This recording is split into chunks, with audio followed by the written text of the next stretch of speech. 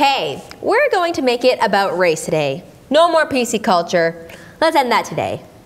What is Uncle Jim talking about when he says reverse racism? Or better yet, why does he even think that's a thing? Hey now. Dismissing people's opinions is no way to help educate or make any progress. I can still voice my opinion though. It's my right. It is indeed, but it is also Uncle Jim's right to do so as well, no matter how annoying he is. Conversations about race and oppression are a bit uncomfortable, but that is often in that discomfort where we learn. So if you're ready for some uncomfy learning and unlearning, join in on the conversation on Twitter and Facebook, and all together now, let's think about it.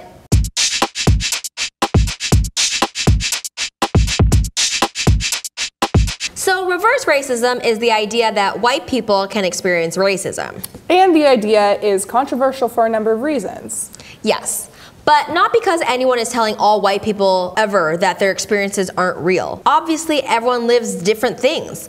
No one is saying that white people can't experience different treatment because of the color of their skin. We're just saying that racism or reverse racism might not be the right words to describe that. And that is factually correct. But it is understandable why white folks could feel like they are being oppressed. As the famous quote goes, when you are accustomed to privilege, equity can feel like oppression. Yes, let's unpack that. You could say, hey, why even put the word reverse in this? That's just racism. But there's a reason we hear the phrase reverse racism. This acknowledges that it's mostly people of color that experience racism. And it's actually only people of color that experience racism. Okay, chill. Let's take this one step at a time. Defining what is and isn't racism is tricky because unless you're an evil person, it's not like people are out there trying to cause harm. No one is intentionally racist. Except Nazis. Nazis also murder people though, and it's really the intent that counts, you know? Racism is something that we learn and that we are socialized with. Racism is a form of bias. Everyone has their prejudices, even me. And yes, even you, intern. Okay, but what makes people different from Nazis is how we act on that bias. How do we use power and privilege we have to create change? Taking time to challenge our prejudices is what counts. Just because it's something that has existed for a long time does not mean that it's right.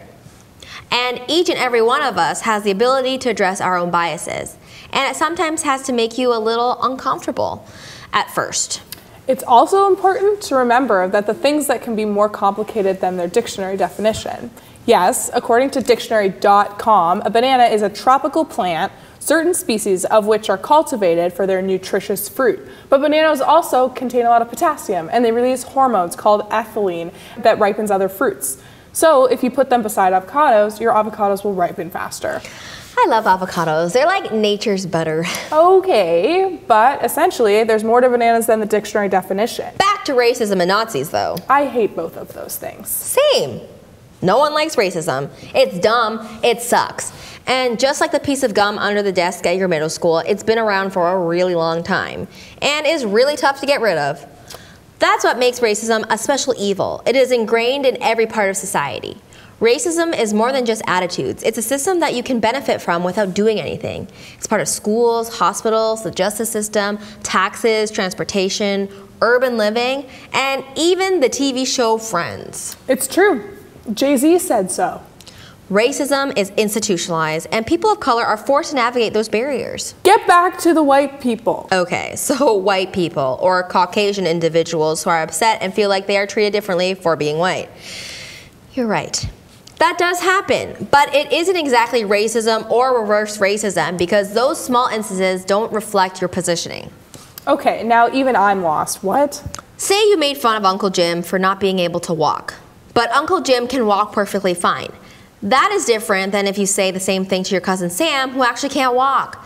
Sam is in a wheelchair. Not being able to walk affects her chances to get a job, her independence, how she gets around, and how she exists in the world. But we're talking about race. It's completely different. Yes. So if you make fun of Uncle Jim for being white, like, ha ha ha, silly white people can't dance, that does not affect Uncle Jim's chances at a job, education, independence, or his everyday life. It might make him upset for a minute or two, though. But if you make fun of your cousin Sam for being black, that speaks to your cousin Sam's positioning.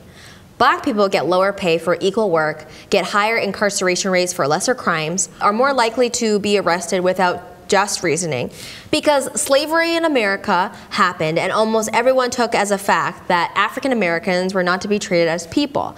And historically, Black people have been painted as one collective stereotype in a way that white people have not. And that reinforces the idea that your cousin Sam deserves to be treated as less than. So that would make a lot more sense than just a joke for your cousin Sam, huh? Exactly. It's not that white people can't experience bad things or challenges. It's that those challenges aren't reinforced by their socioeconomic positioning or hundreds of years of institutionalized disadvantage and bias. Silly Caucasians. Actually, even the word Caucasian is rooted in racism. But someone can tell you about that better than I can.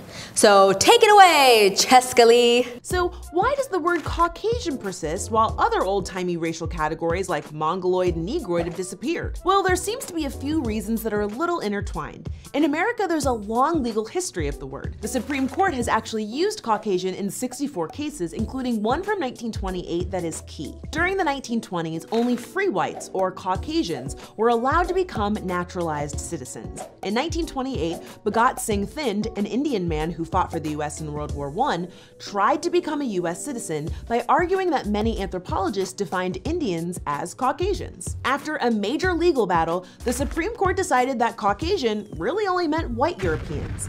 This decision legally codified the modern American definition of Caucasian as whites with European ancestry. Why else? You don't exactly know for sure, but one reason I think Caucasian is likely stuck around is because of its power. Language is one of the most systematic, subtle, and significant vehicles for spreading racial ideology, and Caucasian implies that white people are different from other racial groups in America. It makes it seem like white people are somehow connected in a way that's not just based on the pigmentation of their skin. It even sounds kind of scientific, even though it's really not. That clip is from MTV's show Decoded, and they have a ton of great videos that cover race and pop culture in funny and thought-provoking ways. But they don't have an intern on camera. Phew! I am exhausted after going through all that. It wasn't that much information, which is weird. Usually I can talk for at least 3 hours before I get tired. Well, that's because you've been talking about something that is pretty intimate to your everyday experience. A lot of people of color internalize that feeling of inferiority that gets taught to us very early. Breaking down racism in a way that doesn't often offend people who may not understand how much it affects people of color is exhausting. Because you're spending time explaining how you get belittled and you can't even think of you. You have to think of others' feelings, not your own. I guess so. And look, not every person of color wants to talk about this stuff or even has the energy to talk about racism. This is a show. We have writers, and there's been a lot of effort and money into making this happen. Did you just give yourself a shout out? If it were up to me, I would have gotten too pissed off about the idea of reverse racism to give it a whole episode. It is so genuinely exhausting to the everyday human, and it's also why we need white people to talk about racism too. No one can tell you how to react to oppression, but hey, it's what makes this episode a great thing to send to people.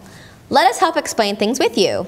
Sure, but also remember that just because you have a basic understanding of racism doesn't make you the authority on the topic. Talking to you, white people. But racism is important to talk about. It is, but it's also important to recognize that as a white person, you have privilege that people of color do not. So pass the mic to people of color because they live the experience firsthand. Uplift those voices. And you don't have to have those conversations super publicly if you're not comfortable.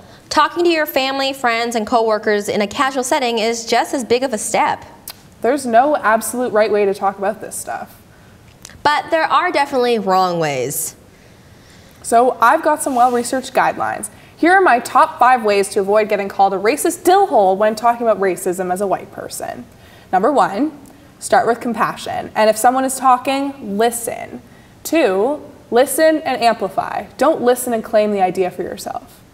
3, sometimes things aren't about you. 4, remember, not all people of color or of the same ethnicity experience the same things. Life is complicated. Just because your one black friend says it's okay doesn't mean you can say the N-word ever.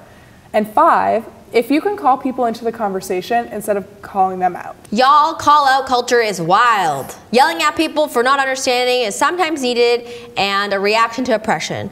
But if you have enough energy and compassion, it is important to tell people when they need to consider the impact of their viewpoint.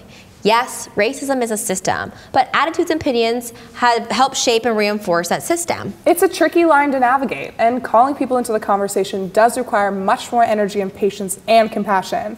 It's not on us to tell anyone how to react to oppression. I think it's important to take into account where the statements are coming from. Are they coming from a place of hate or ignorance? How harmful is a statement? Is a person aware of the impact, weight, baggage, and history of their statement? Sometimes people just need to be called in to really break down the impact of their words and opinions. So the next time that guy in your art history course says he, as a straight white man, experiences reverse racism, every day, bro, take a minute and really think about it.